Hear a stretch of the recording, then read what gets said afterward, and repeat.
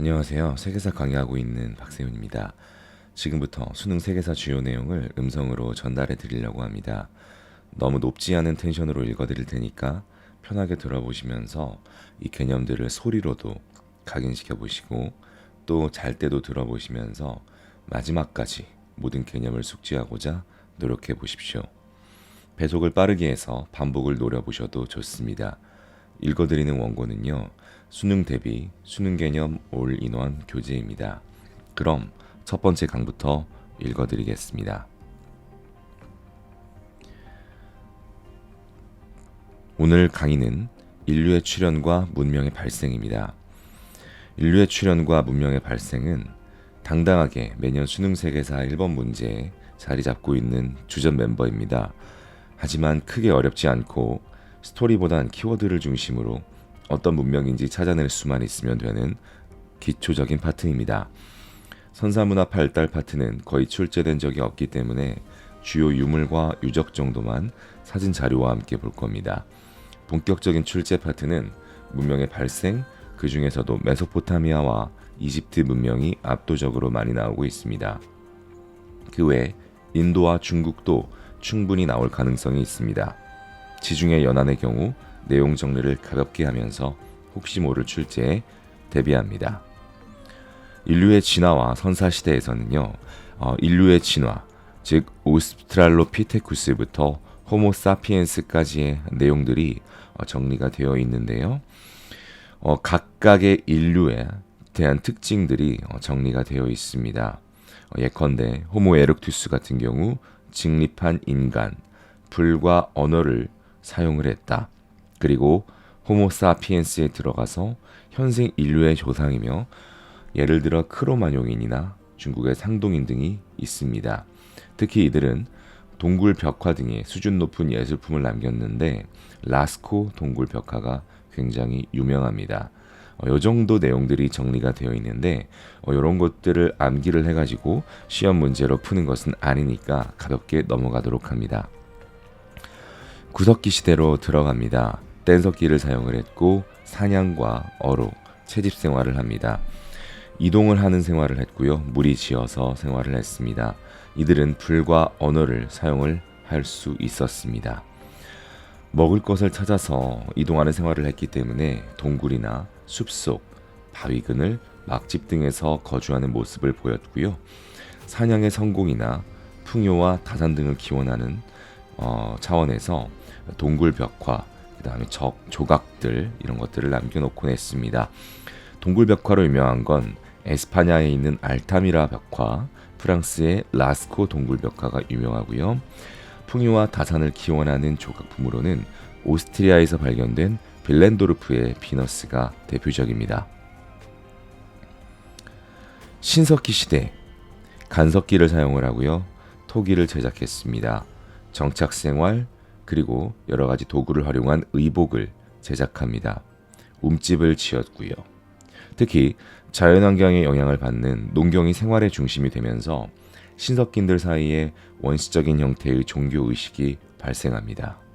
애니미즘, 샤머니즘, 그리고 토테미즘 등이 있고요. 커다란 돌들을 세워놓고 이걸 우리가 거석이라고 하죠. 거석 숭배의 형태가 나타나기도 합니다. 가장 대표적인 유적은 영국의 스톤헨지가 되겠습니다. 신석기 때는 신석기 혁명이라고 하는요, 농경과 목축이 시작되면서 생산력이 획기적으로 증대됩니다. 우리는 이것을 신석기 혁명이라고 하죠. 대표적인 유적지는 아까 말씀드렸던 영국의 스톤헨지, 아프리카 알제리의 타실리 나제르 벽화의 모습, 그 다음 터키의 차탈헤이크 유적 등이 있습니다. 우리는 이제 청동기 시대로 접어들게 되고요. 이때부터 우리가 흔히 말하는 문명이 시작되었다라고 합니다. 자, 그 문명은 도시의 탄생과 함께 하고요. 그것이 발전하면서 국가가 형성이 됩니다. 자, 이들은 곧 큰 강 유역에서 나타나는데 바로 이 농사와 중요한 연관이 있고 이 농사를 짓는데 물이 중요하기 때문입니다. 나일강, 티그리스강, 그리고 유프라테스강, 황허강, 인더스강 등이 있지요. 이러한 유역엔 굉장히 풍부한 물이 있긴 하겠지만 개척되지 않은 상태에서는 밀림들이 있었고요. 또 범람하는 것에 대한 대비 또한 필요했었습니다. 자, 그런 것들을 대비하기 위해서 제방도 쌓고 수로도 만들고, 즉 물을 다스리는 치수 사업이 필요했다는 건데요. 이거에 따라서는 굉장히 많은 노동력이 필요했습니다. 자, 이런 노동력을 동원하면서 부족한 통합도 필요했겠고, 그 과정 속에서 도시가 만들어지고, 그걸 넓히기 위해서 정복 활동도 촉진됩니다. 그런 과정 속에서 도시의 지배 계급이 나타나고요. 군사 조직이 만들어지고요.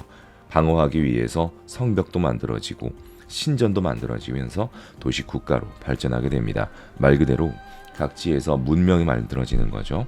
자, 그 가장 대표적인 것을 우리는 오랫동안 4대 문명이라고 불러왔습니다.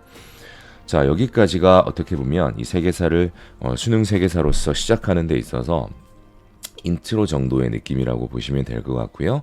이제부터 나오는 내용들이 본격적인 출제 파트가 되겠습니다. 어려워할 필요는 없습니다. 앞에서 말씀드렸다시피 굉장히 간단한 키워드들로도 접근이 가능한 그런 파트가 되겠습니다.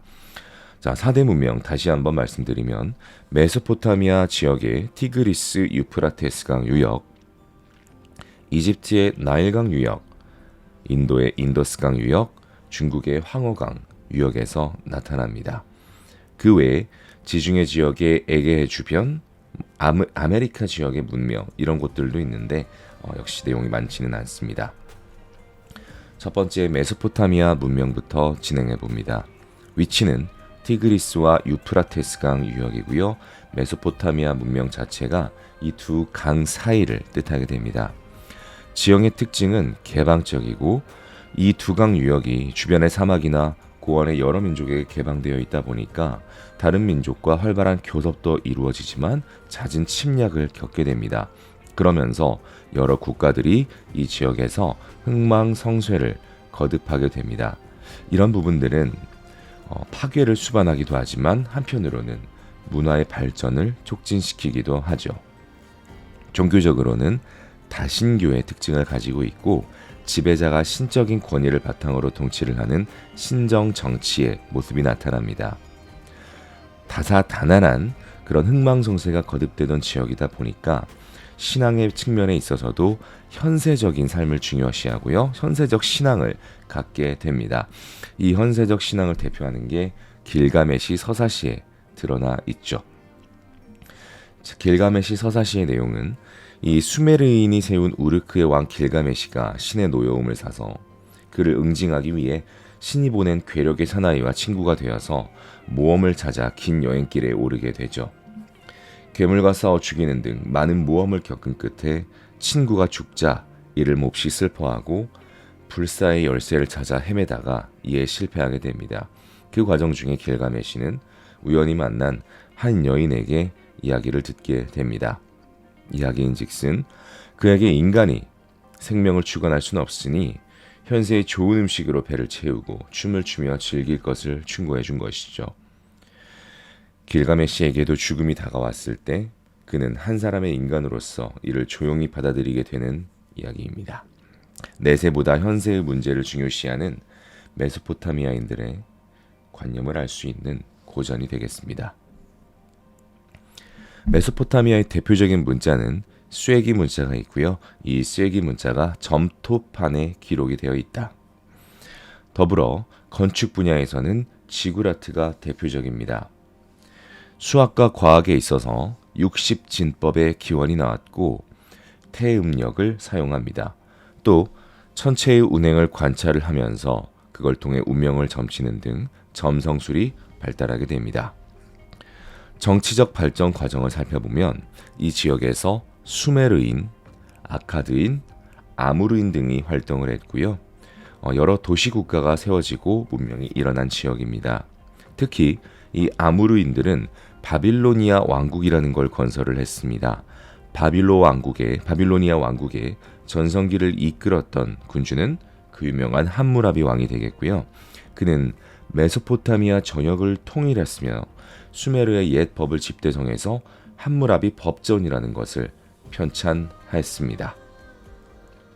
자, 이 함무라비 법전을 보면 굉장히 보복적이고 신분 차별적 성격이 들어있기도 하지만 그것뿐만이 아니라 여러 200개가 넘는 조항에 따른 사회 다양한 분야의 모습을 우리가 알 수가 있습니다. 당시 굉장히 고도로 발전된 문명이었다는 걸 우리는 이를 통해 알 수가 있습니다. 다음으로 이집트 문명 내용을 소개합니다. 위치는 나일강 유역이고요. 지형적 특징은 메소포타미아와는 대조적으로 굉장히 폐쇄적인 형태를 가지고 있어서 이민족의 침략을 거의 받지 않았습니다. 고왕국, 중왕국, 신왕국을 거치면서 오랫동안 통일국가를 유지했죠. 정치적 지도자로는 파라오라고 불리는 지도자들이 있었고요. 종교적 특징은 역시 메소포타미아와는 달리 내세적인 신앙을 가지고 있습니다. 이런 것들을 보여주는 것이 바로 피라미드, 미라, 사자의 서 이런 것들을 통해서 우리는 알 수가 있겠죠. 과학 분야에서 측량술이나 기하학이나 의학이 굉장히 발달을 했고요. 문자에서는 상형 문자 그리고 파피루스가 대표적인 유물이 되겠습니다. 수학의 십진법, 달력은 태양력을 사용을 합니다. 다음으로 지중해 연안의 국가들을 소개해 보도록 하겠습니다. 히타이트와 페니키아, 헤브라이 등이 있는데요. 히타이트 같은 경우는 오늘날의 터키 일대 아나톨리아 지역에서 형성이 되었다. 그리고 이들은 철제 무기와 전차를 앞세워서 주변 지역을 정복을 했고요. 이런 철제 무기와 전차를 이용한 정복 활동이 이런 문화들이 오리엔트 전역에 전파되는 이 철기 문화의 선구주자였다. 이 내용으로 정리를 하시면 될 것 같고요. 페니키아는 흑해나 지중해를 무대로 활발한 해상 무역을 펼쳤다라는 사실, 그리고 표음 문자를 사용을 했으며 이 표음 문자가 알파벳의 기원이 되었다라는 내용으로 알아두시면 되겠습니다. 특히 이 페니키아가 활발하게 무역을 하면서 동시에 식민 도시를 곳곳에 건설을 했는데 바로 대표적인 식민 도시가 훗날 로마와 오랫동안 전쟁을 하게 되는 카르타고였다라는 거 체크해 두시기 바랍니다. 자, 오늘날 팔레스타인 지역에 헤브라이가 역시 건설이 되었는데요. 이들은 예루살렘을 수도로 바로 이스라엘 왕국을 건설을 하게 됩니다. 전성기를 솔로몬 왕 때 구가했고요. 이 솔로몬 왕이 죽은 이후 북쪽에는 이스라엘, 남쪽에는 유대로 분열이 됩니다. 각각 이스라엘은 아시리아에, 유대는 바빌론에 의해서 무너지게 됩니다. 자, 이 헤브라이인들이 고난을 겪는 과정에서 여호와를 유일신으로 믿는 유대교가 성립이 되는데 이 유대교가 또 각각 크리스트교나 이슬람교 성립에 영향을 끼치게 됩니다. 다음으로는 인도 문명이 되겠습니다. 자, 인도 문명은 또 이 안에서 두 개로 나눌 수가 있습니다. 지도 역삼각형 모양의 지도를 생각을 해보시고요. 좌측에는 인더스강, 오른쪽에는 겐지스강이 있습니다. 자, 그래서 왼쪽 인더스 문명, 오른쪽은 아리아인들이 이 겐지스 쪽으로 정착을 하면서 또 그들의 문명을 만들어내죠. 먼저 인더스 문명입니다.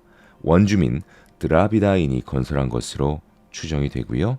대표적인 유적지로 모헨조다로, 하라파 유적이 있습니다. 자, 이 유적은 오늘날 파키스탄에 위치하고 있고요. 계획 도시의 면모가 잘 드러나 있는데 그 증거로 벽돌로 쌓은 여러 시설들, 대표적으로 또 목욕탕 유적이 있습니다. 자, 그리고 청동기를 사용하기도 했고요. 그 다음에 일각수 인장이라고 해서 이 소나 말이랑 좀 비슷하게 생긴 뿔이 하나 있는 그 동물의 그 문양이 들어가 있는 인장이 굉장히 유명합니다.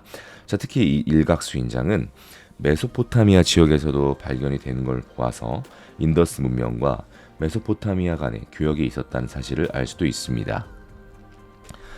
자, 겐지스 지역의 아리아인들의 문명입니다.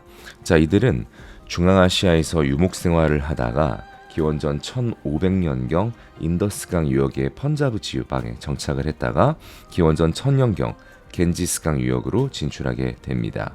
이들은 발달된 철제 농기구, 관계 사업을 진행하면서 농업 생산력을 증대시켰고요. 토착 문화를 파괴하고 지배 체제를 형성합니다. 그러면서 그들 중심의 엄격한 신분적 사회를 만들죠. 이것이 바로 카스트 제도가 되겠습니다. 브라만교와 카스트제가 형성이 되었죠.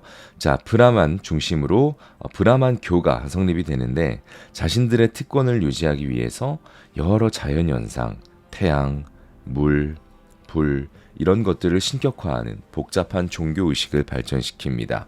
그리고 그런 것을 찬미하는 노래인 베다를 제작을 하죠. 이걸 경전으로 삼은 종교가 브라만교가 되겠고요. 이런 예배를 제사 의식을 담당하는 계층이 인도의 최고 계층 브라만이 되는 겁니다. 그 브라만을 중심으로 차별적인 신분 제도가 고착화되는데요. 그것이 바로 카스트 제도가 되는 거죠. 자, 이렇게 해서 이번 강의 녹음은 이걸로 마치도록 하겠습니다. 중국이 빠졌죠. 자, 중국은 다음 음성 클립부터 중국사로 쭉 빼드리면서 진행을 해드리도록 할게요. 감사합니다.